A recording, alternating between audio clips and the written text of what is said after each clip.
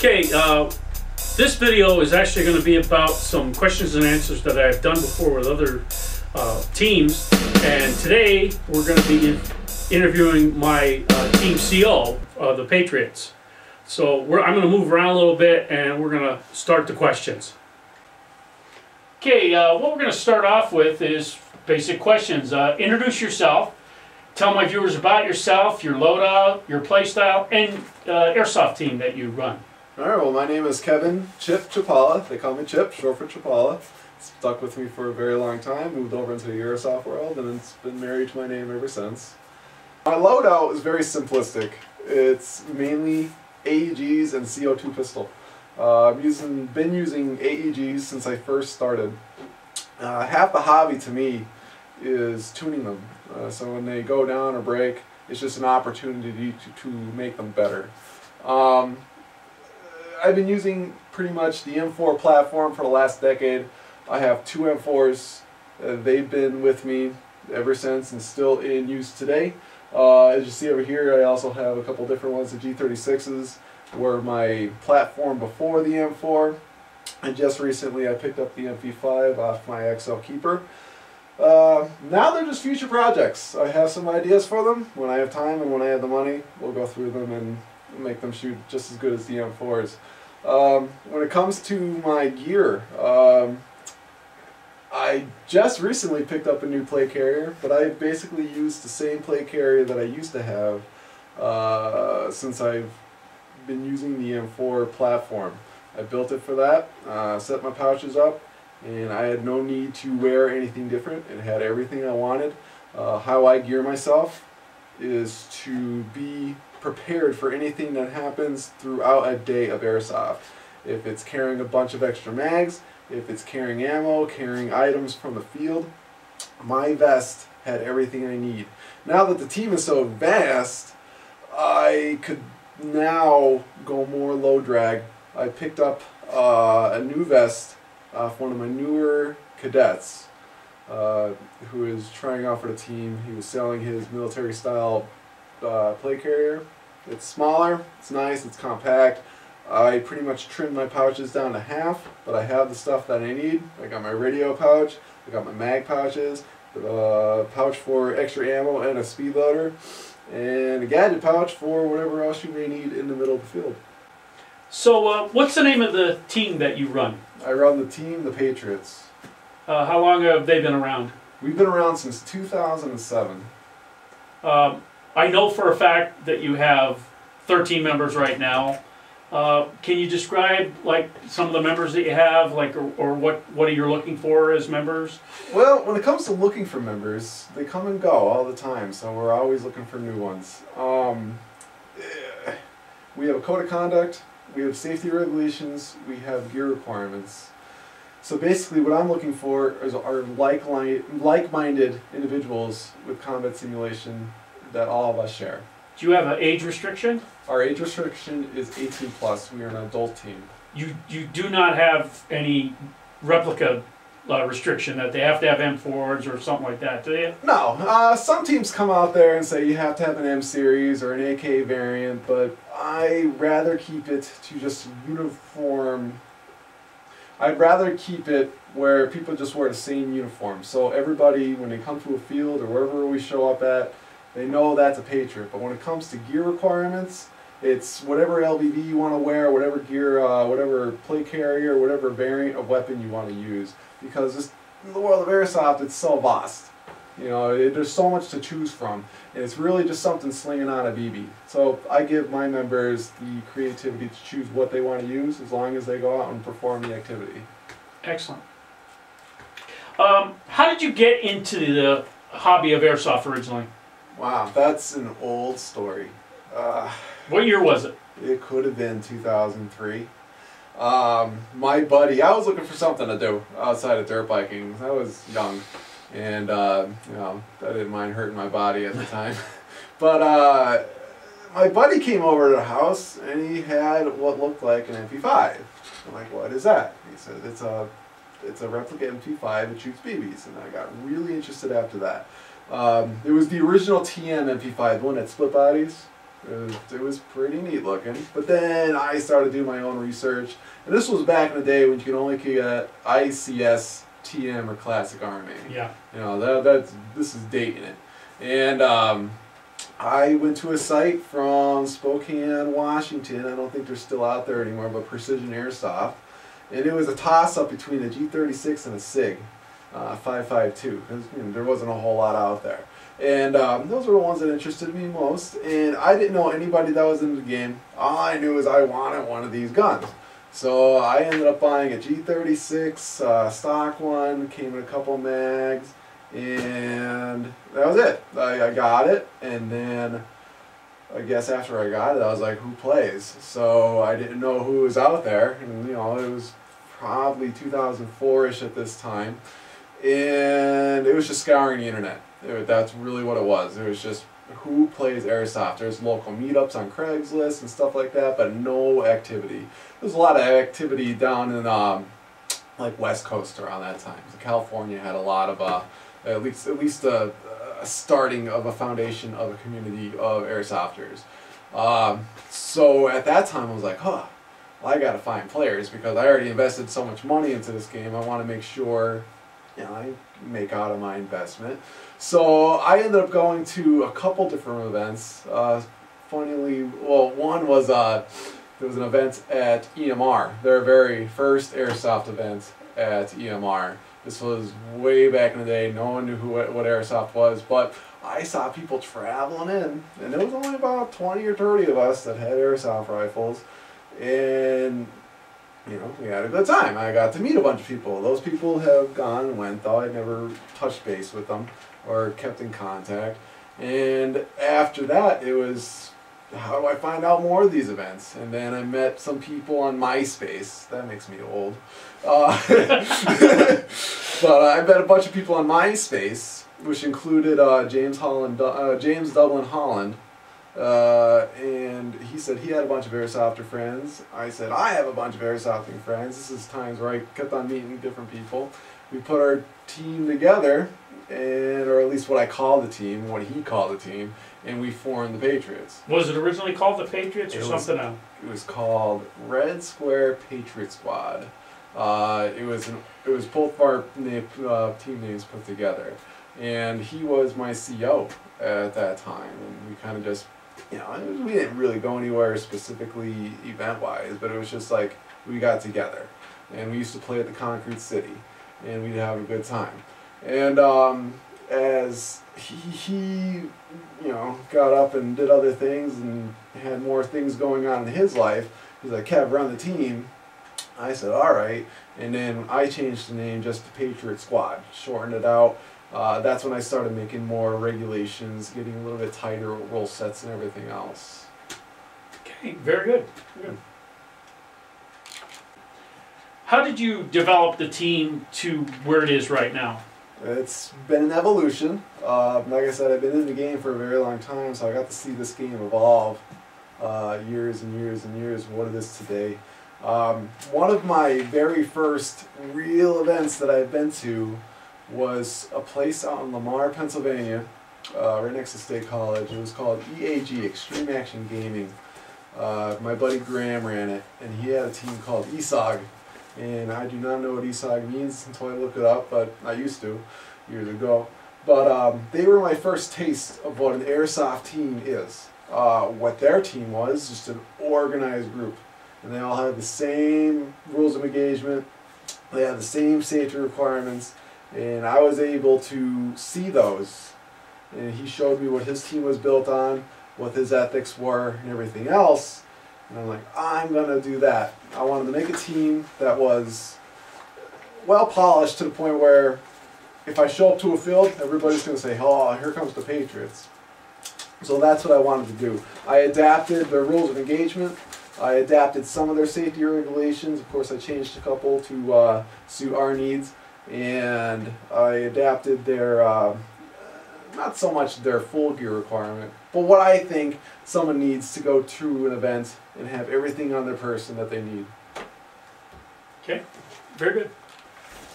Okay, what's the most important thing you take away from playing airsoft or being an airsoft player right now? That's a good question. The most important aspect of airsoft, of playing airsoft, For you.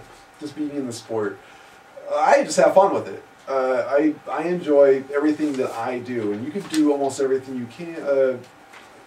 In the milsim aspect, you can do everything you want to do. If you want to be a support gunner, if you just want to be a sniper role, or anything else, I enjoy leadership. So everything I'm doing right now is what I feel like is the most funnest part of airsoft to me. And of course, it's a hobby. It's basically my only hobby, and I want to have fun doing it. So leading my group of people is the funnest part for me, and that's why I like to do it. Do you think any aspect is going to change in your role in the coming years? It has already. I used to treat the team as my own and just do what I felt like was necessary to do. When it came to rule sets and everything else, of course I took opinions from everybody, but when I thought something was made of gold, I was like, okay, this is what we're doing. What changed now is the addition of the 2 XOs that run the team with me, which is Draco and Keeper. So now I treat it as a full-on democracy. Everything's voted in. When I come up with something, their job is to say, Chip, that's dumb, or Chip, that's a great idea. Awesome. Yeah. But, you know, do you think the team is going to change drastically, or do you think we're pretty good the way we're going, or do you think there's going to be something new that we're going to move into? No, I don't think anything's going to change drastically. We've been, you know as much as I do, we've been in the game for a very long time. Really, the biggest changes to airsoft recently is the platforms. Of course, like I said, I still do the tried and true AEGs. They require a lot of maintenance, but whatever. However, the new thing out nowadays is HPA. Little maintenance, but you can really do a whole lot with them. The thing that's changed airsoft is the performance of those HPA guns. I'm not against them. I think they're a great platform. They're not for me. But I think rules and regulations to tone down what you can do with them has changed airsoft. Yeah. It used to be a more realistic sport. Of course, it was realistic in a way because tuning was way more primitive than what it is today. No one ran lipos. Lipos weren't a thing. They were too dangerous to use at the time. Everybody running NIMS. Yeah, and there was a struggle. I mean, everybody was getting in between 14 to 18 rounds per second, unless you had the brand new KWA. And you know that was already lipo ready. People are really screaming with that one, but I mean, guns were a lot weaker back in the day. It was more about FPS and putting a decent spring in your gun to get the range up. But now it's about how much plastic it could throw downfield. It almost doesn't even matter how accurate your gun is. So yeah, it's definitely changed. I see a lot of fields trying to regulate what you can do with your rifle. When it comes to rate of fire, I don't really enjoy getting shot at by anything that's over 28 rounds a second, but it's part of the game. When you're shooting, I mean, yeah, it's the big thing. I mean, it used to be a more realistic game. I enjoy the aspect of airsoft because it's realistic. I like that you can have to empty a mag and replace a mag. I like how my gun looks like a real AR or M4 or whatever you call it. But they surely don't perform like they used to. And how they used to perform was more entwined to what...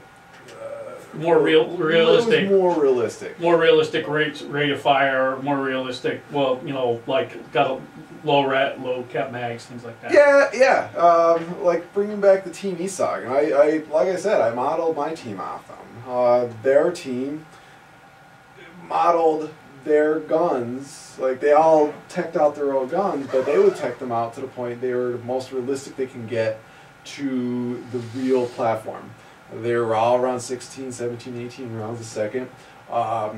They would throw high performance gear or tech into them so they could shoot fast. Like the trigger response was on par. It wasn't the greatest because there wasn't a whole lot of parts out or available. But yeah, the game has changed a lot because of that, and I see a lot of rules and regulations trying to stifle that. Of course, I try to get my guns shooting on par with HPA. That's one of the reasons. Well, this is a good segue too. Do you think, you already said you don't own an HPA, but do you think HPA has an unfair advantage, or do you think if someone can tune their gun correctly, they can get on par with an HPA? HPA has an advantage to the average airsoft player because HPA comes out of the gate with great trigger response. There's less moving parts. You can pretty much dial in what you want to do on your tank. FPS, rate of fire, things now, like that. I get my AEGs on par with HPA. That's my goal. I built my AEGs to have terrific trigger response, and the rate of fire is up because the trigger response is there. But I keep them at 3-round bursts because of that. So I don't feel like sending too much plastic down. My accuracy should be right there, so I don't need to put right. Do you think that in the future, if you had the chance, would you ever go HPA? No. I don't want to be tethered to my gun. I don't like it because it gets out of the realistic aspect of it. I feel like I would have a paintball gun at that point. No offense to the people that use HPA. It's just not for me. I don't mock anybody that uses it. I don't look down at anybody that uses it. It's just not the platform that I want. I'm an AEG guy. I know everything about them. That's why I do it. The other reason why is because I'm trucking down the field, and if I biff, I can chuck the gun. Yeah. I'm worried about myself. Yeah. Otherwise, the gun would be on a tether. I'd rip something. I don't know. It's just happened too many times to me before that I don't need that problem.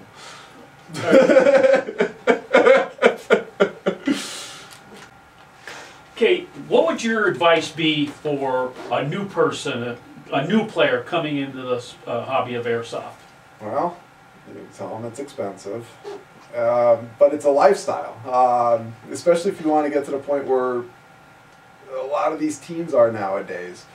I mean, you have to pretty much get yourself involved with community aspects and everything else. But a brand new player coming in, I would tell them to worry about their safety gear first, and then worry about what gun they're going to get. Because teeth are more expensive than an airsoft rifle. I'd make sure that if someone was coming on my team and say, hey Kev, I don't have any gear but I want to play, I would tell them first you're going to get decent goggles, ones that don't fog, here's what I recommend, and a face mask.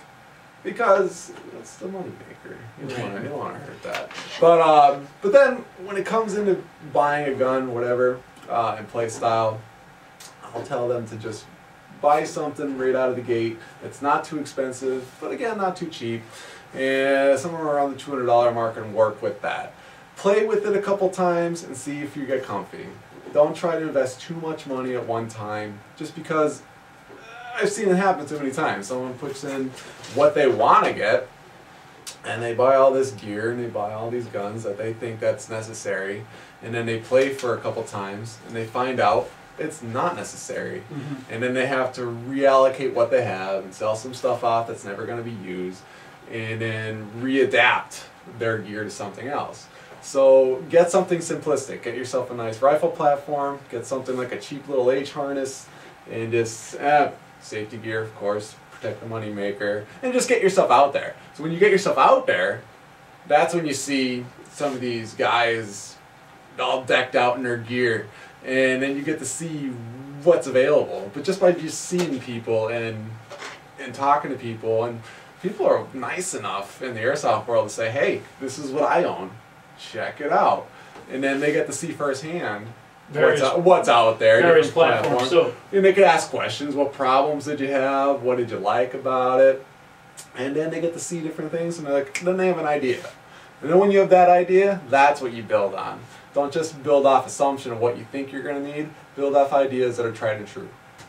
And just trying to segue into that, what is the most common problem you see a new player does? You mentioned it about buying too much gear right off the bat.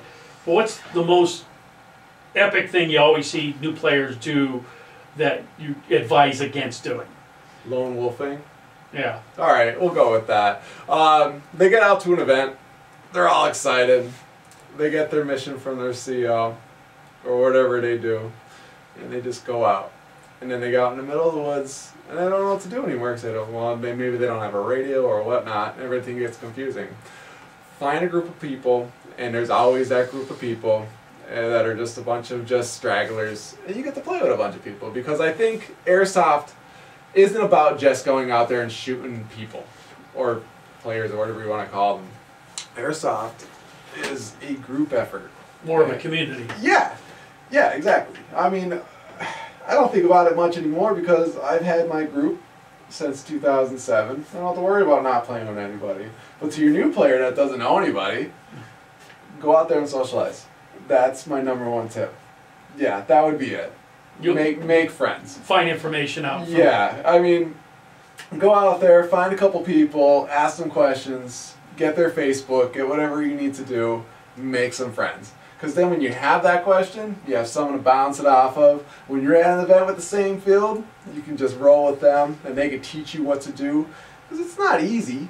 You know, it's not just running and gunning. I mean, when you're in the airsoft world and you get to a certain point, it's a team effort to get from point A to point B.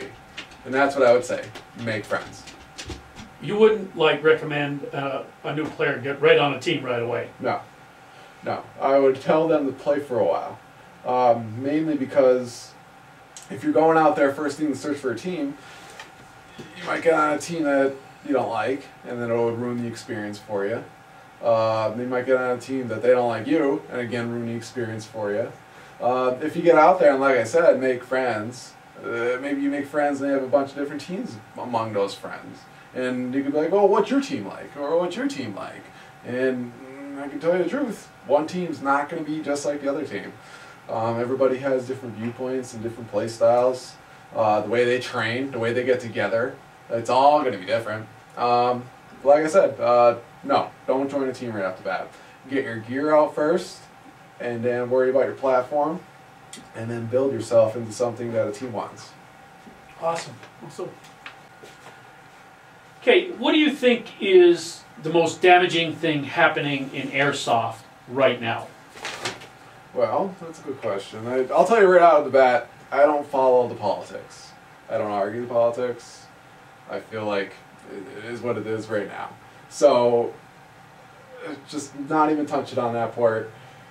As a player, just a general Joe Schmo player, if I go on a field, this is what's damaging that I think. To other players, what's influential on other players, I would say probably the most is elitism. And what I mean by that is someone that thinks they're better than everybody else because maybe they're geared out, maybe they have a really souped up gun. And let me tell you, you can be all geared out and have the souped up gun and be an asshole, and it just doesn't, you can curse anything, right? Yeah, so anyways, you could be a jerk, and then your elitism doesn't show for it. You know, it's just, then why do you even bother at that point? I don't see a lot of those people anymore, but there used to be a lot of people on the field that just thought they were bigger than everybody else on the field, and something went wrong for them. It's just not their fault. It was someone else's fault. That would be the biggest thing that I think would hamper new players. The other biggest thing that would hamper new players, and it happens, it's just the cheating. It happens in every game. It happens in paintball, it happens in airsoft, it happens in the laser tag, it happens in Air Force. But cheating. The thing that I promote most is live honorable, play honorable. And this game is all about honor. I mean, it's one of those things where we don't have a mark that says, "Oh, you shot me." It's about the individual. The individual is going to call themselves out, right? The individual is going to argue that they weren't shot. So which individual do you want to be? You know, do you want to be the honorable one and say, "Yeah, good shot, thanks.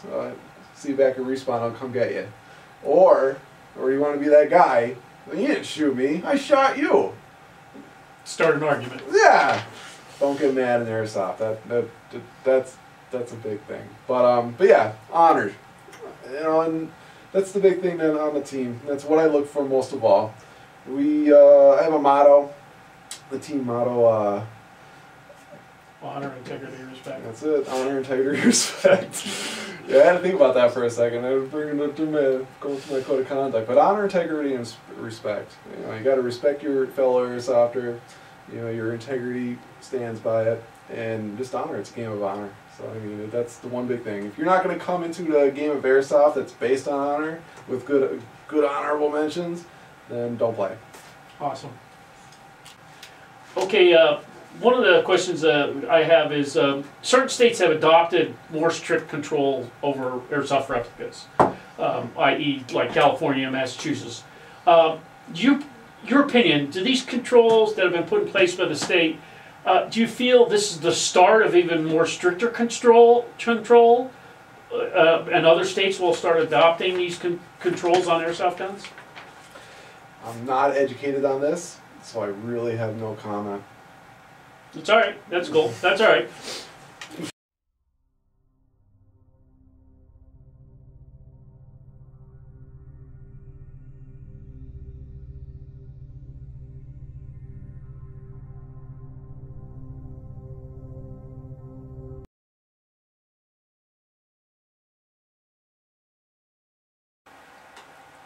My loadout goes as followed. Stop that one. I don't like that. Messing around with them, trying to make them shoot better, hotter. Stop that. The airsoft team. Stop that one. We get together. We all have like-minded ways to play, and we operate. And we want to stop it right there. I'm gonna let that work. Let me collect my thought. I feel had the same mindset. Let's start and just restart that one. The pay that I get individuals with the same mindset, like-minded individuals in the same aspect. You know what? I probably could just let it run and then cut all this shit out. Yeah. Go ahead. Because that's a good question. All right. I already got the question, so go ahead. Give it a wait. Give me a recap of what your question was. Oh, fuck.